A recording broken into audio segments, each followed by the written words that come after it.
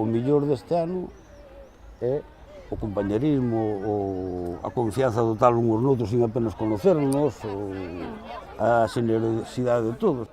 O que peor levo deste ano é a falta, porque ademais eu estaba enviciado no meu tempo libre, porque claro, xa estaba jubilado, E como ahora non tes tempo libre, non non? había para mí. Entonces ahora teño que impoñerme. Díala, pago o móvil, dalle un martillo, hoxe que chame quen quira, pero hoxe me lo dedico a mí. Nos cando chegamos que dixeron que as actas das xuntas de área non se podían facer públicas e agora as actas das xuntas de área son públicas, polo tanto, se os partidos puxeron esas pilas e nas xuntas de área, algúns máis que outros, intentan traballar. Eu non levo moi ben eso, que o grado de proxección pública, porque non estou acostumado e eu todo o que sexa traballar estupendo, pero o que sexa ese outro papel a min costame máis. E despois tamén a falta de tempo persoal, porque no fondo non se proxecta cara fora, pero isto é unha traballeira, xornadas de 12 horas, e digamos que este nivel de activismo, pois ten unhas consecuencias na vida de cada un que son moi duras, e eu eso se cadra o peor que levo. O que sí que é moi positivo é que, claro, de repente te convirtes en referente e digamos que recibes moita información sobre as necesidades da cidade e dos colectivos da cidade.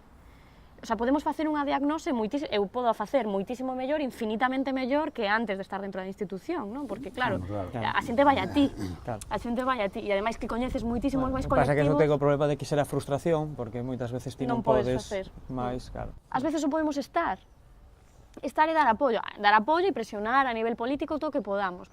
Cando falamos de participación ciudadana, que non falan que a xente do barrio, que é a que, como digo sempre, esa é a que mete sempre o pé no charco. Sabe onde están os charcos? Cuáles son as baldosas do seu barrio que baila? Para todo, non preguntan os colectivos afectados, non preguntan nunca. Cousas positivas hai. Digamos que de estar na rúa a estar dentro da institución, primeiro, acceso á información, eso creo que é importantísimo, e sigue sendo deficiente, ainda estando nós aí dentro non temos acceso a toda a información, e iso para os colectivos na rúa é importantísimo, non? O mellor exemplo foi o propio caso de Benposta ou calquera outro, non? O caso de Benposta, só estando aí dentro, tivemos a posibilidade de saber cal é a situación real de Benposta. Claro. Cando tú tes acceso a esa información e cando despois podes propoñer alternativas. Eu teño falado moitas veces, eu teño unha obsesión enfermiza, xa sabedes, co tema da mobilidade, grazas a que Ourense en Común está no Concello, a día de hoxe estamos sentados colectivos que antes cada un facía, digamos, a loita polo seu lado, e a día de hoxe estamos todos sentados alrededor dunha mesa. Para min, a mesa de mobilidade, casi como experimento novo dentro do Concello, senta un referente, e eu creo que, ademais, lle escolleu, non sei que si coa Garda Baixa acababan de chegar. É verdade, non sei se coa Garda Baixa acababan de chegar, porque agora case cualquera proposta que vaya na liña da mesa de mobilidade fuxen dela, non? É un pouco que lle está pasando ao PP, que se pensa que goberna en maioría, pero goberna con 10 concelleiros e non pode estar ás costas da oposición. Mesa de mobilidade a mí me vale para despois justificar outro tipo de mesas participadas, non? Importantísimas, cruciais. É dicir, estamos falando dunha ordenanza de vivendas de emerxencia, como non vas a sentar a stop desafizamento? Si todos os días está coas persoas que sufren desaloxos das súas casas aquí en Ourense. É que é o colectivo que tens que convocar, non? Claramente. Pois non queren, non? De ninguna maneira falar con colectivos. Esos eran os partidos que se enchía a boca na campaña con la participación ciudadana, la transparencia, los presupuestos participativos, todos aqueles que habían inventado participación ciudadana. Eu creo que iso é un timo en toda regla aos cidadáns que escoitaban aquilo e están vendo o que están vendo. En realidade, claro, o que nós queremos é facer o traballo para mellorar a cidade, non? E entón pasa unha cousa que ás veces toca un pouco eso de, se non o fagan eles, pois teremos o que facer nós. E por eso convocamos mesas participadas. Nós si convocamos unha mesa para falar de ordenanza. Eso das mesas... Pero, e para eso vos los dous, vos Levo moi malo dar mesas. Se lle digo a Monez, que non son as terrazas nin os veladoiros, son outras mesas, Florencia, son outras mesas. Xa, claro, mezcla conceptos. Pero que nesta liña vos recorredes os barrios, vos recollichedes todos os barrios levando o pexón, non? En plan xeral de ordenación urbana. Nesta liña de, bueno, non o fan eles, bueno, e nós que podemos facer? Aquí temos un dobre traballo, non? Facemos de oposición, fiscalizamos o seu traballo e despois intentamos paliar as súas propias faltas, non? Quero decir. Bueno, facemos o que faríamos se estiveramos gobernando, no fondo, non? Claro, pero sen menos con moitísima menos información e moitísimo menos recursos. Claro, que eles teñen funcionarios... Sí, no, por suposto, vamos. Outro xeito totalmente diferente. Patea os barrios e ve o que palpa o que hai, non vas porque seguramente che daría vergonza que a túa cidade este como está en algúns sitios. Ourense en Común quere entrar no Concello e quere estar no Concello para abrir as portas e que se faga a política de outra forma. É verdade que sin gobernar a nosa capacidade é limitada, pero está claro que marcamos liña e marcamos precedente. É dicir, no que ten que ver con transparencia e con participación, vanse sumando o noso carro, van correndo detrás de nós. Só o PSOE e nós temos íntegras a día de hoxe a nosa declaración de bens, nos a tiñamos antes, por suposto, pero é que nin sequera o propio Partido Popular pedindo ao alcalde que os seus concelleiros fixeran pública a súa declaración de bens, só el e Pumar teñen públicas a día de hoxe. E non esquezas Aforro, que decir que Aforro... O Aforro tamén... Sí, tamén aí lle damos un par de leccións. Claro, por eso digo, e digamos que non rematamos esta corporación 2015-2019, non remata sin retirar tonterías como o dosier de prensa e as 3 toneladas de papel, porque digamos que algo constante que eles mesmos xa son conscientes de que é un gasto innecesario. De que é un gasto absurdo.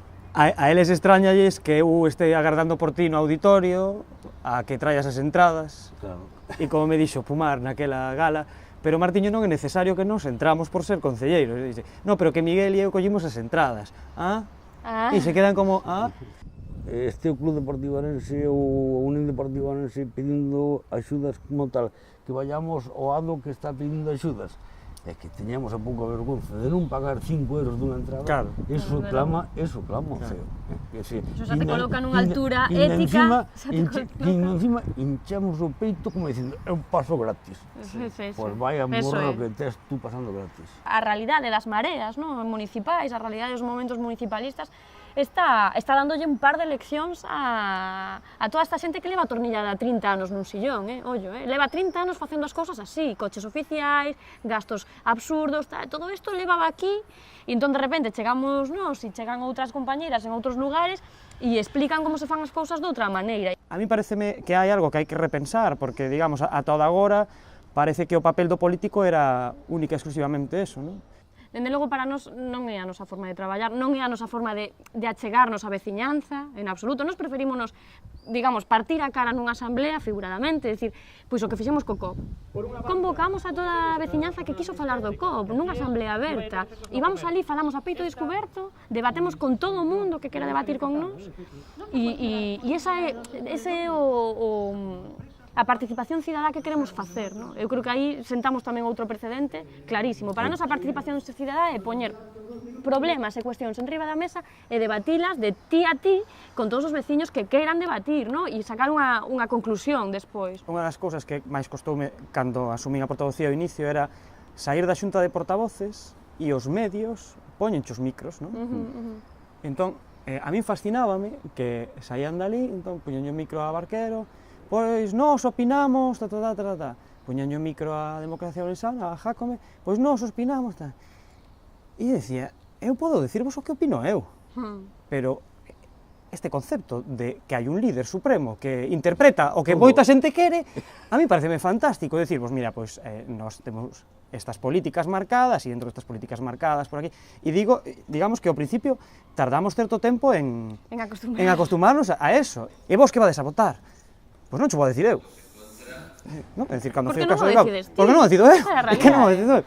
Non somos nada extraordinario, ningunha de nosas tres. Somos unha máis, unha ferramenta, se queres, incluso para algo máis grande que pode ser o cambio político. Eu creo que a asamblea do outro día do COP é un exemplo. Un impulso hacia a ciudadanía para que sepa que é Ourense en Común, que aí non hai cortapisas ni nada, que aí entra quen quera e opina, é dicir, e iso invito a outros partidos a que fagan o mismo. É dicir, iso é participación ciudadana en estado puro. temos 3 anos máis para seguir engrasando toda esta maquinaria e que en 2019 esta cidade estea preparada para outro tipo de políticas e outro tipo de goberno.